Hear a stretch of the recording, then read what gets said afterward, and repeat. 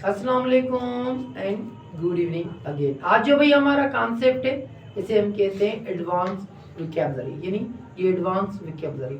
मैं आपसे वो वाले वर्ड्स शेयर करने वाला हूँ जो ज़्यादा नेटिव स्पीकर्स यूज़ करते हैं या वो ज़्यादा आप सुनने में आपको आएंगे। तो लेट्स गेट स्टार्टेड। पहला वर्ड से हमारा स्पोकी, SPOOKY, इसे हम कहते हैं स्पोकी। इसका मतलब क्या है? स्कैरी, यानी डरोना। यहाँ पर लोग जाएं और समझें कि वहाँ पर भूत है और वो प्लेस उन्हें लगे कि भाई वो डरोना प्लेस है। तो इसीलिए जैसे मैं एक सेंटेंस देता हूँ और आपको बेहतर अंडरस्टैंडिंग आएगी एग्जाम्पल के through.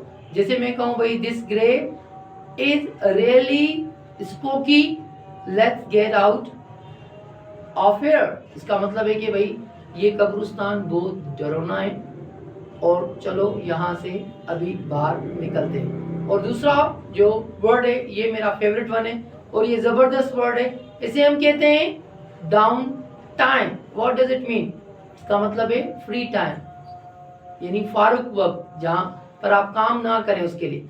In my down time I like to relax with a good book, यानी मैं फ्री वक्त में अच्छे किताब पढ़कर अपने आप को रिलैक्स करता हूँ। ये हमारा सेकंड वर्ड था। और थर्ड वर्ड की अगर हम बात करें भाई, ये है नगिंग, NAGGING, नगिंग। इसका मतलब है कंस्टेंटली कंप्लेनिंग, यानी कोई आदमी बार बार शिकायत करे। तो इस तरह मैं एग्जांपल आपको देता हूँ और आप बेहतर तरीके से समझ सकते हैं। When will she stop nagging, यानी वो कब मेरी शिकायत या शिकायत लगाना बंद करेगी। और हमारा चौथा वर्ड है भाई, इसे हम कहते हैं शीपिश। और शीपिश का मतलब क्या होता है? इसका मतलब होता है सडनली शाय, जो आदमी अचानक शर्मिंदा हो। जैसे भाई she gets spacious around attractive guys, जब भाई कोई लड़का उसे अट्रैक्टिव मिलता है तो वो अचानक से क्या करती है? शर्माती है। तो इसी तरह आप उसे कह सकते हैं शी इज शीपिश, इस तरह आप कह सकते हैं उसको।